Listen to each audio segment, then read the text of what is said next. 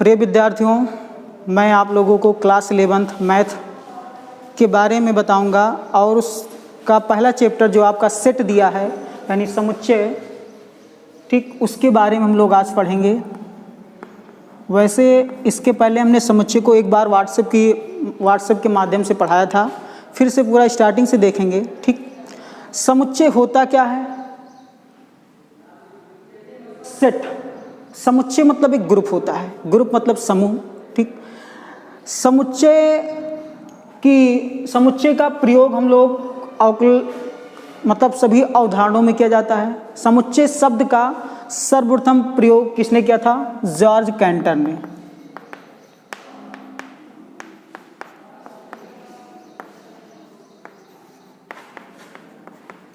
समुच्चय शब्द का सर्वप्रथम प्रयोग किसने किया था? जॉर्ज कैंटर ने। समुच्चय की सहायता से हम लोग गणित में जिसे समुच्चय पढ़ेंगे पहला चैप्टर, उसके बाद संबंध एवं फलन। समुच्चय बहुत उपयोगी है। दैनिक जीवन में भी समुच्चय का प्रयोग किया जाता है। जैसे कहा जाता है कि जैसे हम लोग केला लेते हैं, बताया जाता है कि 1 दर्जन, तो 1 दर्जन में 12 केले आते हैं, मतलब 12 केले के समूह को हम लोग क्या कहते हैं? 1 दर्जन। ठीक, अंगूर लेते हैं, अंगूर भी क्या होता है? ग्रुप आता है। ठीक, तो समुच्चय क्या होता है? समुच्चय शब्द का सर्वप्रथम प्रयोग किसने किया था? जॉर्ज कैंटर ने किया था। ठीक, जो समुच्चय होता है अवकल गणित की सभी शाखाओं में क्या करते हैं? समुच्चय का प्रयोग करते हैं। ये हो गया परिचय। अब समुच्चय होता क्या है? जैसे हम लोग क्या बताते हैं समुच्चय की डिफिनेशन, क्या कहा जाता है? वस्तुओं के समूह को, मतलब कोई भी ऑब्जेक्ट हो उसके ग्रुप को सेट कहते हैं। ठीक, लेकिन जो समूह कह रहे हैं, जो ग्रुप बता रहे हैं, ऑब्जेक्ट के जो ग्रुप को बता रहे हैं, उसमें क्या होना चाहिए? वो सुव्यवस्थित होना चाहिए। सुव्यवस्थित और क्या होना चाहिए? सुनिश्चित होना चाहिए। सुनिश्चित। ठीक, अर्थात समुच्चय किसे कहते हैं? वस्तुओं के संग्रह या समूह को समुच्चय कहते हैं, जिसमें क्या हो? जिसमें वस्तु क्या हो? सुव्यवस्थित हो और सुनिश्चित हो। सुव्यवस्थित मतलब क्या हुआ? सुस्पष्ट। सुव्यवस्थित का मतलब क्या हुआ? सुस्पष्ट, मतलब जो हमको आसानी से समझ में आ जाए। क्या हो? आसानी से समझ में आ जाए। आसानी से समझ में आए, उसका जैसे सुव्यवस्थित, सुस्पष्ट। ठीक, मतलब आसानी से समझ में आ जाए। निश्चित क्या, जैसे कहते हैं, बोलते हैं ना सुनिश्चित। सुनिश्चित का मतलब ये हुआ कि सुनिश्चित हो। जैसे कहा जाए कि कक्षा में विद्यार्थियों का समुच्चय, जैसे कहा जाए क्या कि कक्षा में विद्यार्थियों का समुच्चय। अब कक्षा में जिसे कहा गया एग्जाम्पल, कक्षा में विद्यार्थियों का समुच्चय। अब यहां पर देखिए, कक्षा में विद्यार्थियों का समुच्चय, विद्यार्थी तो देखिए कक्षा में विद्यार्थी बैठेंगे और कक्षा में विद्यार्थी का समुच्चय और विद्यार्थियों का समूह होगा। अब इसमें देखिए ये सुस्पष्ट है अर्थात सुनिश्चित है, मतलब हम लोगों को आसानी से समझ में आ रहा है। ठीक, निश्चित मतलब अब उसमें जो विद्यार्थी हैं उनकी संख्या निश्चित भी होगी। ठीक, विद्यार्थियों की संख्या क्या होगी? निश्चित होगी कि उस क्लास में कितने स्टूडेंट हैं। ठीक, अब जैसे समुच्चय कब नहीं होगा? जिसे कहा जाए कि कक्षा में अच्छे विद्यार्थियों का समुच्चय, कक्षा में अच्छे विद्यार्थियों का समुच्चय, ये आपका समुच्चय नहीं होगा। क्यों नहीं होगा? क्योंकि किसी भी विद्यार्थी को अच्छा या बुरा नहीं कहा जा सकता। ठीक, मतलब उसके बारे में हम लोग नहीं जान सकते कि वो अच्छा विद्यार्थी है कि बुरा विद्यार्थी है। मतलब ये समझ लीजिए कि समुच्चय जो होता है उसको सब लोग माने, मतलब पूरे संसार में। ये नहीं कहा जा सकता कि कहा जाए कि भारत के अच्छे खिलाड़ियों का समुच्चय, भारत के अच्छे खिलाड़ियों का समुच्चय। अब हम लोग ये नहीं कर सकते कि भारत के अच्छे खिलाड़ियों का समुच्चय। क्यों नहीं कह सकते? क्योंकि किसी के लिए सचिन तेंदुलकर अच्छे हैं, किसी के लिए विराट कोहली, ठीक है। तो मतलब सब के लिए सब लोग नहीं अच्छे हो सकते हैं। अगर ये कह दिया जाए कि भारत के सभी खिलाड़ियों का समुच्चय, तो ये आपका समुच्चय हो गया। बस माइंड में एक बात फीड करिए कि जो सब लोग माने, मतलब हम भी माने, जैसे हम लोग सेट कर लें, जैसे 2-3 लोग हों क्लास में। अब जैसे कहा जाए कि कक्षा में अच्छे विद्यार्थियों का समुच्चय, तो क्लास में सब विद्यार्थी अच्छे नहीं हो सकते हैं, 2-4 दुष्ट भी होते हैं जिनका पढ़ने में मन नहीं लगता है, कमेंट करते हैं, ठीक। तो मतलब कक्षा में अच्छे विद्यार्थियों का समुच्चय नहीं, ये आपका समुच्चय नहीं हो सकता। ना बुरे विद्यार्थियों का समुच्चय हो सकता है। समुच्चय क्या है? सब लोग माने, अर्थात वस्तुओं के संग्रह को समुच्चय कहते हैं, जिसमें क्या हो, जिसमें वस्तु क्या हो, सुस्पष्ट हो, सुनिश्चित हो, वही आपका क्या होगा? समुच्चय होगा, ठीक। ये हो गया। या और तरीके से हम लोग समुच्चय की परिभाषा दे सकते हैं। कैसे दे सकते हैं? वस्तुओं के सुपरिभाषित संग्रह को, ठीक, well defined object is called the set, ठीक। मतलब वस्तुओं के सुपरिभाषित समूह या संग्रह को क्या कहते हैं? समुच्चय कहते हैं, ठीक। Collection of object is called the set. ये हो गया आपका समुच्चय। अब देखिए, समुच्चय के कुछ विशेष गुण होते हैं। गुण क्या होते हैं? जैसे समुच्चय को लिखने के लिए कुछ निश्चित नियम होते हैं, ऐसे नहीं कि हम लोग लिख सकते हैं कहीं पर क्या, ठीक।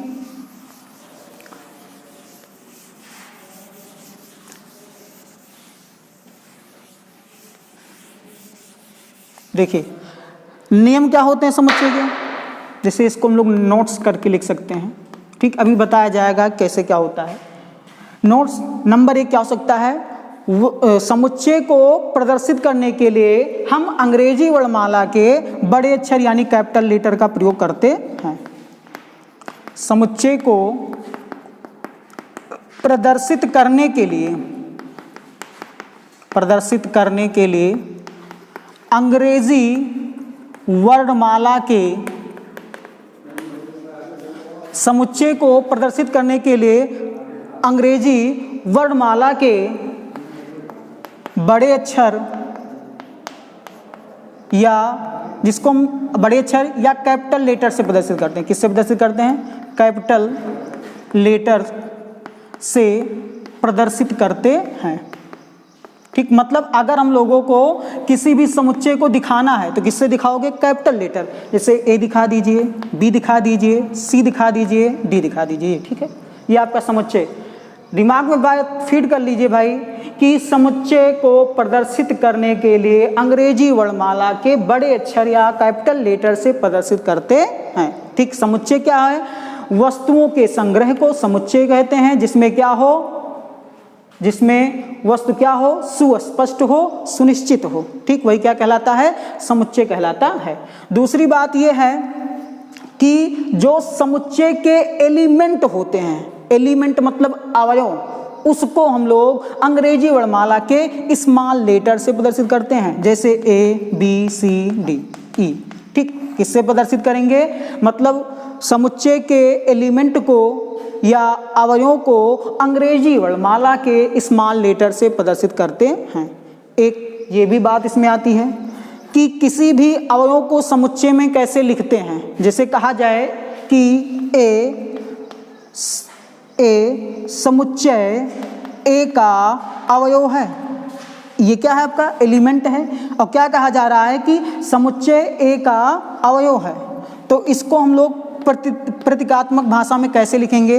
देखिए, इसके लिए एक सिंबल यूज होता है जिसको हम लोग क्या बोलते हैं? एलिमेंट ऑफ या बिलोंग्स टू।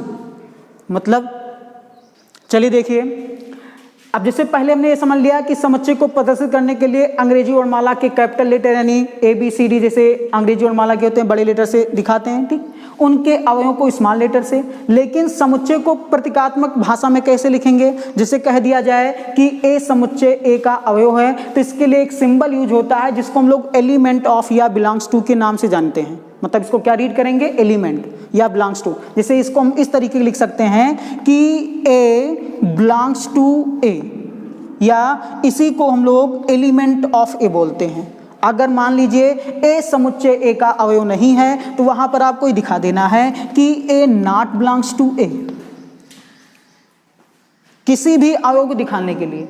और एक ये भी समझ लीजिए, जैसे मान लिया जाए, यहाँ पर एक बात और देख लीजिए, जैसे कहा जाए कि अंग्रेजी वर्णमाला के स्वरों का समूह या समुच्चय। अब जैसे इसको हमको प्रतीकात्मक भाषा में लिखना है तो कैसे लिखोगे? अंग्रेजी वर्णमाला के स्वरों का समुच्चय। तो अंग्रेजी वर्णमाला के 5 स्वर होते हैं जिसे हम लोग वावेल्स बोलते हैं। क्या बोलते हैं? Vowels. A E I O U, यही वावेल्स हैं। लेकिन इसको लिखना है तो हम लोग कैपिटल लेटर में लिखेंगे। किस में लिखेंगे? नो, स्मॉल लेटर में, क्योंकि अवयव है ना, अवयवों को हमेशा स्मॉल लेटर में। जैसे इसको हम कैसे दिखाएंगे? जैसे दिखा दीजिए, A equal to A E I O U. अब एक बात यहाँ पर समझ में आनी चाहिए कि किसी भी समुच्चय को लिखने के लिए क्या करते हैं? एक मंझले कोष्ठक के अंदर, किसके अंदर? मंझले कोष्ठक के अंदर लिखते हैं और उनके अवयवों को एक दूसरे से अलग करने के लिए कामा का प्रयोग करते हैं। बात समझ आ गई होगी? ठीक, ये दिमाग में फीड कर लीजिए कि किसी भी अगर समुच्चय को दिखाना है तो उनके एलिमेंट को मंझले कोष्ठक के अंदर लिखेंगे और उनके एलिमेंट को यानी अवयवों को एक दूसरे से अलग करने के लिए किसका प्रयोग करेंगे? मंझले कोष्ठक का प्रयोग करेंगे। अब हम लोग यहाँ तक पढ़ चुके हैं, देखते हैं अगला टॉपिक क्या है। अब जैसे समुच्चय के कुछ उदाहरण हैं तो बुक में दिया है। जैसे बुक में क्या दिए हैं? समुच्चय के एग्जाम्पल जैसे दिए हैं कि समुच्चय के एग्जाम्पल मतलब समुच्चय के उदाहरण, अंग्रेजी वर्णमाला के स्वरों का संग्रह एक समुच्चय, तो हमने बता दिया है। दूसरा दिए भारतवर्ष की नदियों का संग्रह, क्या है? समुच्चय। वेरी बहुत, क्योंकि सबको पता है कि भारत में जितनी भी नदियों का संग्रह समुच्चय। अब ये नहीं कहा जा सकता कि भारतवर्ष की नदियों का जो खारा पानी है उनका समुच्चय, ये नहीं कहा जा सकता, वो आपका समुच्चय नहीं होगा। ठीक, भारतवर्ष के सभी राज्यों का संग्रह ये भी समुच्चय हो सकता है। आकाश के सितारों का संग्रह ये भी समुच्चय हो सकता है। ठीक, समुच्चय का निरूपण हमने बता दिया है। अब आगे देखिए, आपकी पहले एक्सरसाइज में वही दिया होगा कि नीचे दिए गए उदाहरणों को बताइए कि कौन से समुच्चय हैं, कौन से समुच्चय नहीं हैं। अब हम लोग पढ़ेंगे समुच्चय का निरूपण। समुच्चय का निरूपण कैसे करते हैं? तो समुच्चय को निरूपित करने के लिए 2 विधि होती है। कौन कौन सी? पहला होता है तालिका विधि, जिसको हम लोग बोलते हैं रोस्टर मेथड। क्या बोलते हैं? Roster method. और दूसरा होता है समुच्चय निर्माण विधि, जिसको बोलते हैं क्वालिटी मेथड, गुण विधि भी बोलते हैं। क्या बोलते हैं? गुण विधि। ठीक, चलिए, जो हमने पीछे बताया था, क्या बताया था कि समुच्चय शब्द का सर्वप्रथम प्रयोग किसने किया था? जॉर्ज कैंटर ने किया था। ठीक, और समुच्चय का क्या किया जाता है? सभी अवधारणाओं में मतलब अवकलन की सभी शाखाओं में किसका प्रयोग करते हैं? समुच्चय का प्रयोग करते हैं। समुच्चय शब्द का सर्वप्रथम जॉर्ज कैंटर ने किया था। इन्होंने बताया कि समुच्चय की सहायता से हम लोग मैथ को मतलब सरल करना बताया। समुच्चय की डिफिनीशन क्या होती है? वस्तुओं के संग्रह, ये सब बता दिया गया है। अब हम लोग पढ़ेंगे समुच्चय का निरूपण।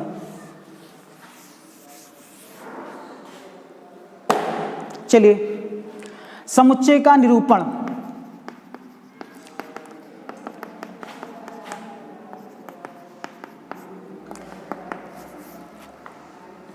Representation of set.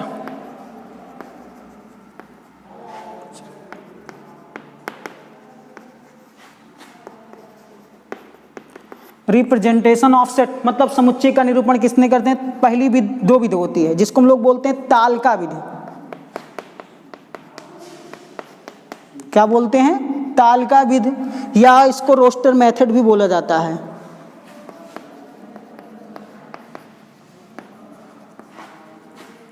दूसरा होता है समुच्चय निर्माण विधि।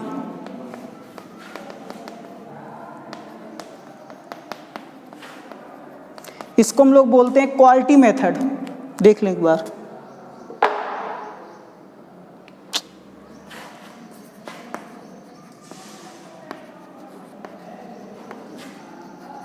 क्या बोलते हैं? Quality method. देखिए, तालिका विधि क्या होती है? इसमें ऐसे समुच्चय को लिया जाता है, देखिए ध्यान से। जैसे इसमें क्या होता है? समुच्चय की इस विधि में, मतलब कौन सी विधि में? तालिका विधि में क्या होता है? इनके अवयवों को एक मंझले कोष्ठक के अंदर लिखते हैं। ठीक, समुच्चय की कौन सी विधि में? जैसे पूछा जाए तालिका विधि क्या है, तो बताओगे समुच्चय की तालिका विधि में अवयवों को मंझले कोष्ठक के अंदर, किसके अंदर? मंझले कोष्ठक के अंदर, तथा उनके अवयवों को एक दूसरे से अलग करने के लिए कामा का प्रयोग करते हैं, जैसे बता दिया 2 4 6 8। ये आपका कौन सा एग्जाम्पल था? तालिका का एग्जाम्पल था, तालिका विधि का। ठीक, मतलब कोई भी दे दिया जाए, जैसे कह दिया जाए, अभी बताया गया था स्वरों का समुच्चय, वो भी तालिका विधि से हमने बताया। ये किसका है? सम संख्याओं का समुच्चय। किसका है? सम संख्याओं का समुच्चय। लेकिन यहाँ पर शर्त भी दी है, वो शर्त अभी जैसे इसमें देखेंगे समुच्चय निर्माण विधि। ठीक, तो इसकी डिफिनीशन क्या बताओगे? समुच्चय की इस विधि में उनके अवयवों को एक मंझले कोष्ठक के अंदर लिखते हैं तथा उनके अवयवों को एक दूसरे से अलग करने के लिए अर्धविराम या कामा का प्रयोग करते हैं। ठीक, ये हो गया समुच्चय तालिका विधि। और एग्जाम्पल लिख सकते हो, जैसे दे दिया जाए ए ई आई ओ यू, ये भी आपका क्या है? तालिका विधि है। ठीक, बहुत सारे एग्जाम्पल मिलेंगे आपको। समुच्चय निर्माण विधि में देखिए कैसे एग्जाम्पल दोगे। अब पहले डिफिनेशन देखिए, समुच्चय निर्माण विधि में क्या होता है? इस विधि में उनके अवयवों की विशेषता लिखी जाती है। भाई कोई भी अवयव लिखे है, कोई भी अवयव लिखा गया है तो उसकी कुछ विशेषता होती है। क्या विशेषता है? जैसे देखेंगे 2 4 6 8 क्या है? एक सम संख्या है। क्या है? सम संख्या है। लेकिन जो सम संख्या है वो 2 से बड़ी है या 2 के बराबर है, 8 से छोटी 8 के बराबर है। तो इसको जैसे समुच्चय निर्माण विधि में कैसे लिखेंगे? जैसे दे दिया जाए, मान लीजिए b बराबर, ठीक, लिखेंगे x सच दैट। अब चाहे हम लोग लाइन भी खींचते हैं, इसको हिंदी में कोलन लकीर बोलते हैं। ठीक, तो इंग्लिश में देख लीजिए, वो बोरिंग लगता है पढ़ने में। और ठीक, x सच दैट x। अब x क्या है? वही तो बताना, विशेषता बताना है। x एक सम संख्या है। क्या है? x एक सम संख्या है। लेकिन एक बात ये बैठाइए कि x एक सम संख्या, तो सम संख्या बहुत हो सकती है, 2 4 6 8 10 12 14 16। तो यही तो देखना है कि इसको क्या दिखा जाए। कि मान लीजिए आपको ये दिया जाए तो इसको हम लोग लिख लें। ठीक है, तो इसके लिए एक शर्त होती है। क्या शर्त? जैसे यहाँ पर हम लोग दिखा देंगे कि जो x है वो क्या है? 2 से बड़ा है और 2 के बराबर है। ठीक, मतलब x is greater than and equal to x is less than 8 and equal to. अगर ये शर्त आपकी लिखी है तो हम लोग तुरंत इस एलिमेंट को लिख सकते हैं। ठीक, विदाउट कंडीशन हम लोग इसको राइट नहीं कर सकते। ठीक, ये आपकी कौन सी विधि होती है? समुच्चय निर्माण विधि। समुच्चय निर्माण विधि में क्या होता है? समुच्चय की इस विधि में अवयवों की विशेषता लिखी जाती है। क्या लिखी जाती है? अवयवों की विशेषता। इसे ही हम लोग क्या बोलते हैं? समुच्चय निर्माण विधि कहते हैं। चलिए, क्लास 11 में हम लोग इतना पढ़ चुके हैं। इसके बाद हमारा टॉपिक होगा समुच्चय के प्रकार, जो नेक्स्ट वीडियो में देखने को मिलेगा। प्लीज़ हमारे चैनल को लाइक, कमेंट और सब्सक्राइब करें। धन्यवाद।